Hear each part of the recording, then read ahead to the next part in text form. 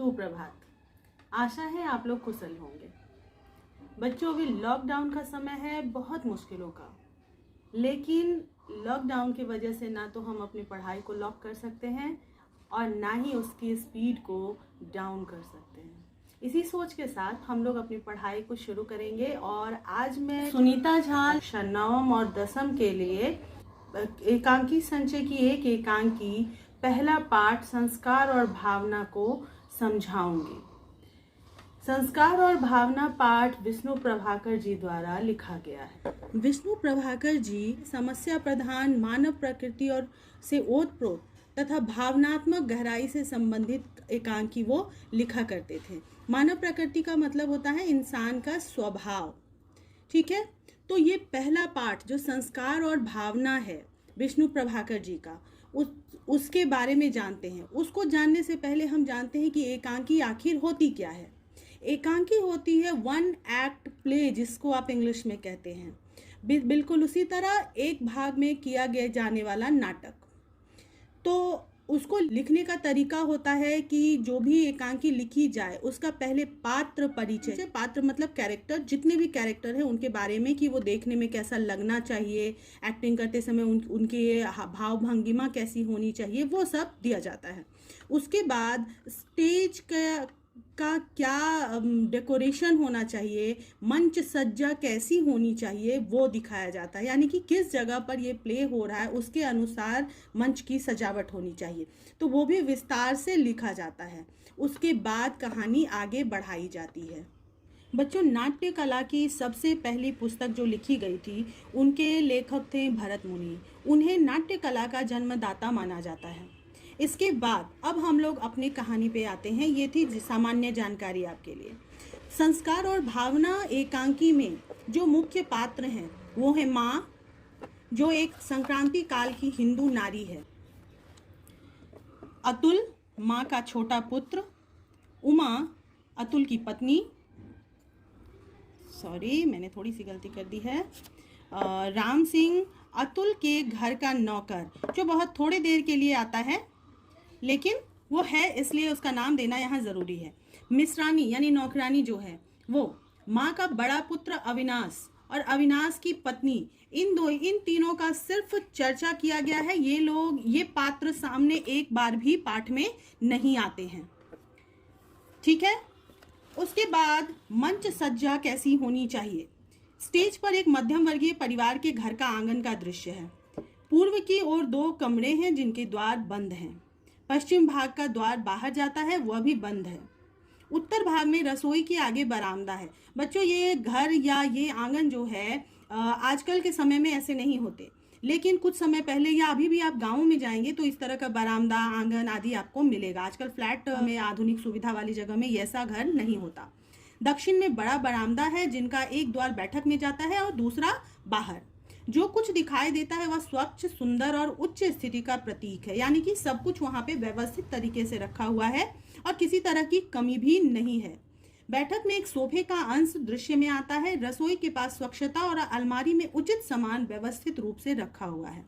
आंगन में एक पलंग पड़ा है, दूसरी ओर 2 कुर्सियां और एक छोटा टेबल पर नाश्ते के खाली बर्तन। पलंग पर उमा लेटी है, वह युवती और रूपवती है। उमा, जैसे अभी मैंने बताया था, अतुल की पत्नी उमा, वो वहीं पे एक पलंग पर लेटी हुई है, जिसके बारे में बताया गया है कि वो सुंदर भी हैं और युवा भी हैं। पर्दा उठते समय वह कोहनी पर भार टिकाए शून्य में ताकती दिखाई देती है। शून्य में ताकने से मतलब है निरर्थक किसी एक दिशा में ताकना, बिना किसी लक्ष्य के, ठीक है बच्चों। आगे बढ़ते हैं। साड़ी उनकी अस्त व्यस्त है, यानी कि बिल्कुल सामान्य स्थिति में अपने घर में एकदम आराम अवस्था में वो लेटी हुई हैं। उनके कुंडलाकार कर्णफूल केशों में होकर कपोल पर आ रहा है। उनके कर्णफूल जो हैं, जो केशों में लगे हुए हैं, वो वहां से होते हुए उनके कपोल यानी गाल, कपोल गाल को कहते हैं, तक आ रहा है। आगे एक खुली पुस्तक है, वह पढ़ते पढ़ते सोचने लगी हैं। सहसा धीरे से फुसफुसाती हैं। वो जो पढ़ रही हैं उन्हीं के बारे में सोचते सोचते अपने आप से बात करती हैं और कहती हैं, जिन बातों का हम प्राण देकर भी विरोध करने को तैयार रहते हैं, एक समय आता है वही बातें हम चुपचाप स्वीकार कर लेते हैं। कहने का मतलब है कि किसी बात को लेकर हम आज पूरी तरह से उसके विरोध में है कि ये काम नहीं होना चाहिए, लेकिन एक समय आता है, कोई ऐसी परिस्थिति बदलती है कि हम उसी बात को, जो आज हम जान देकर भी उसको रोकने की कोशिश कर रहे हैं, वो बात एक समय के बाद हम उसे चुपचाप स्वीकार कर लेते हैं। फुसफुसा कर वह फिर पुस्तक देखती है, अपने विचार को रोककर फिर से पुस्तक में देखती है, फिर सुनने में दृष्टि गड़ा देती है। उसके बाद फिर से बाहर कहीं निरर्थक देखने लगती है। उसकी आंखें गंभीर है। उसके मुख पर आने वाली संध्या की रक्तिम आभा, रक्तिम यानी लाली जो होती है संश्राम में, लाली, वो आभा, उसका प्रकाश, सौंदर्य बिखेर रही है।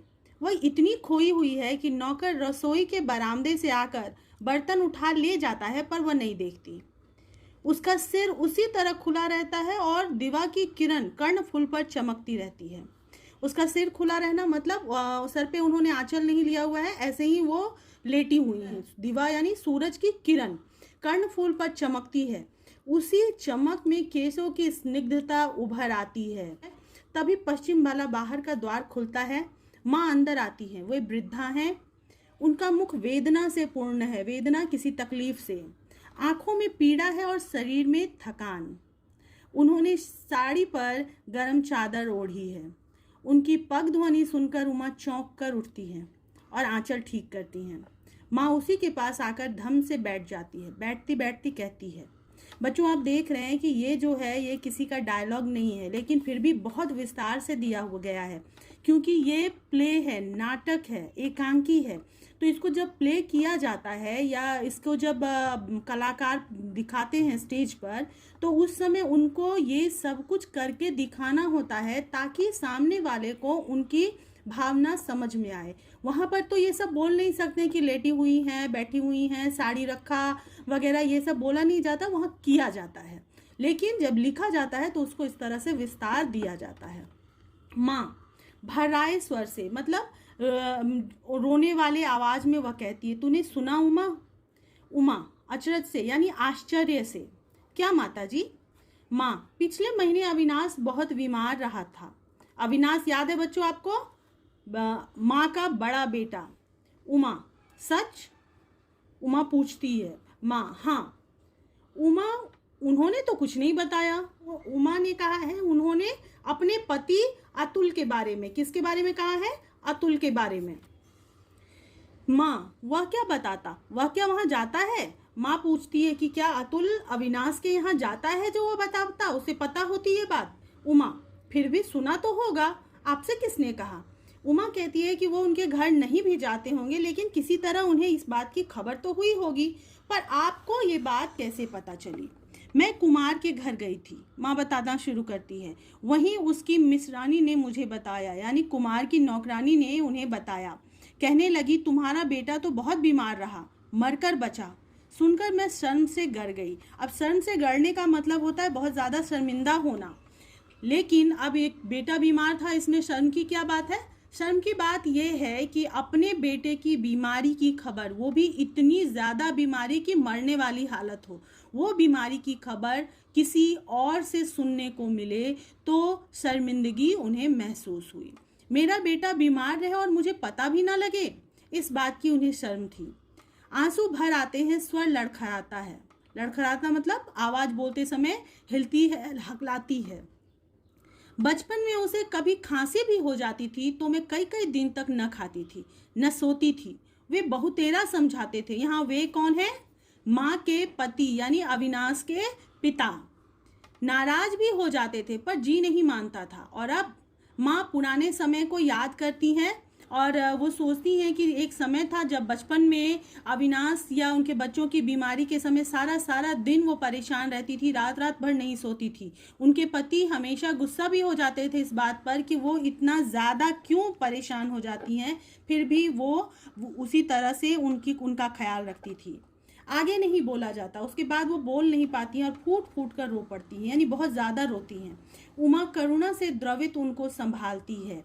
करुणा से द्रवित यानी कि दया से द्रवित होकर उनको संभालती है। उमा सांत्वना से भीगा स्वर, सांत्वना यानी ढांढस, जब सामने वाले के दुख को दूर करने के लिए सिंपैथी के बोल बोले जाते हैं तो उसी को सांत्वना या ढांढस कहा जाता है। इसमें आपका क्या अपराध है, आपकी क्या गलती है अगर वो आपसे दूर हैं तो? माँ, उसी तरह अपराध और किसका है? माँ उसी तरह दुखी मन से बोलती है कि तो फिर किसका अपराध है, सब मुझी को दोष देते हैं। मिश्रानी कह रही थी बहू कैसी भी हो पर अपने प्राण देकर उसने पति को बचा लिया। अकेली थी पर किसी के आगे हाथ पसारने नहीं गई। केवल 1-2 बार मिश्रानी ने दवा ला दी थी, वरना स्वयं लाती थी, घर का काम करती थी और फिर अविनाश को भी देखती थी। यहाँ माँ को इस बात का दुख ज़्यादा है कि सब उनको दोष देते हैं कि परिवार के टूटने का दोष या बच्चों के उनसे दूर होने का दोष माँ के ऊपर है, जबकि बहू तो बहुत ही अच्छी हैं, पतिव्रता हैं। उन्होंने अपने पति की देखभाल करने के लिए अपनी फिक्र भी नहीं की। उमा टोक कर उसी समय अपनी सास को रोकती है और कहती है पर माताजी भाई साहब को हुआ क्या था? माँ, हैजा। बेटा हैजा एक महामारी है जो पहले जब शुरू हुई थी तो इसका इलाज बहुत ही मुश्किल था। जैसे अभी कोरोना चल रहा है लगातार, ये भी एक दूसरे से फैलता था। इस समय डायरिया आदि का ज़्यादा इसमें हो जाता है प्रॉब्लम और उसी से फैलता है वो। उमा चौंकती है, हैजा? माँ, मरकर बचा है बेटी, 10 दिन बीत गए पर अभी तक दफ्तर नहीं जाता। इतना कमजोर है कि वो अभी तक भी दफ्तर नहीं जा पाता। उमा, कैसा अचरज है, उन्हें पता भी नहीं लगा। यहाँ भी उन्हें यानी कि अतुल, पहले पत्नियां अपने पति का नाम नहीं लेती थी, इसीलिए उन्हें इस तरह से उन्होंने उनका जिक्र किया है। माँ, पता लगा भी हो तो वह क्या बताने वाला है? अगर उसको पता भी चल जाएगा तो वो इतना अंतर्मुखी है अतुल कि वो किसी को बताने नहीं वाला है। माँ उसे पहचानती है, उनके स्वभाव को, और बोलती है। उमा चोट खाकर यानी कि थोड़ा सा तिल मिलाकर उसे तकलीफ होती है इस बात पर माताजी यह तो वो कहना चाहती है कि ये तो इतनी बड़ी बात है, ये बात कैसे वो छुपा सकते हैं? माँ विद्रूप से यानी कि अपने चेहरे को थोड़ा सा टेढ़ा करके उनके प्रति थोड़ा सा गुस्सा जताते हुए कहती हैं, मैं जानती हूँ मेरे ही तो बेटे हैं। माया ममता किसी को नहीं छुई है। दोनों बच्चों में से कोई ऐसा नहीं है जिन्हें ममता के बारे में पता हो, किसी के प्रति उनके मन में दया आती हो। हर बात में देश, धर्म और कर्तव्य की दुहाई देना उन्होंने सीखा है। उन्होंने अपने बच्चों के बारे में बताया कि उन्हें किसी के भी दुख तकलीफ से मतलब नहीं होता, हर बात में उन्हें देश और कर्तव्य ही नजर आता है। आखिर इनका बाप भी तो ऐसा ही निर्मम था। वो अपने पति को याद करते हुए कहती हैं कि उनके पति भी वैसे ही थे। मुझे याद है जिस समय अतुल छोटा सा लड़का रहा, बचने की कोई आशा न थी, बहुत बीमार था। उस समय वे शांत मन उसको धरती पर लिटाने के लिए सामान हटा रहे थे। तो दुनिया ने दांतों तले उंगली दबा ली। दांतों तले उंगली दबाना मुहावरा है, ये आपको पता होगा, आश्चर्यचकित होना। तो दुनिया आश्चर्यचकित क्यों हुए? क्योंकि उस समय या अभी भी जब किसी इंसान की मृत्यु हो जाती है तो उसे धरती पर लिटा दिया जाता है। तो जब बहुत ज़्यादा बीमार थे अतुल, तो उनके पिता बिना उनकी मृत्यु हुए ही जमीन पर लिटाने के लिए इंतजाम कर रहे थे। यह देखकर दुनिया वाले आश्चर्यचकित हो गए और कहा कि क्या ऐसा भी क्या बाप जो अपने बेटे के लिए भी नहीं रोता, उसे दुख नहीं हो रहा है? उसी बाप के ये बेटे हैं। ये बात दुनिया वालों ने कही थी। अब माँ कह रही हैं अपनी बहू को, उनसे दोनों का समानता बताते हुए कहती हैं कि उसी बाप के ये बेटे हैं। मुझे सदा इन्होंने माया ममता में फंसी हुई कहकर कोसा है। मुझे सदा इन्होंने यानी उनके पति ने और उनके दोनों बच्चों ने यह कहकर कोसा यानी कि बुरा भला कहा कि तुम माया ममता में फंसी रहती हो, तुम्हें दुनिया की कोई फिक्र नहीं है, सदा मेरी निंदा की। चोट पर चोट खाकर उमा तिलमिलाती रही। चोट मतलब उनके पति को बार बार जो उनकी माँ कह रही हैं उस बात से उन्हें तकलीफ पहुँच रही है, उससे तिलमिला रही है। उसके भाव पलटते हैं। पहले जो वो माँ के प्रति करुण थी, वो करुण उनकी खींच में यानी चिड़चिड़ाहट में बदलती है, फिर हल्के रोष में बदल जाती है। रोष यानी हल्का क्रोध में वो बदल जाता है, उनकी भावना बदल जाती है उमा। लेकिन माता जी, इसमें सब दोष भाभी का है। वो अभी अपने पति और उनके परिवार पर से दोष हटाकर सारा दोष भाभी के ऊपर डालती हैं। भाभी हम जानते हैं अविनाश की पत्नी।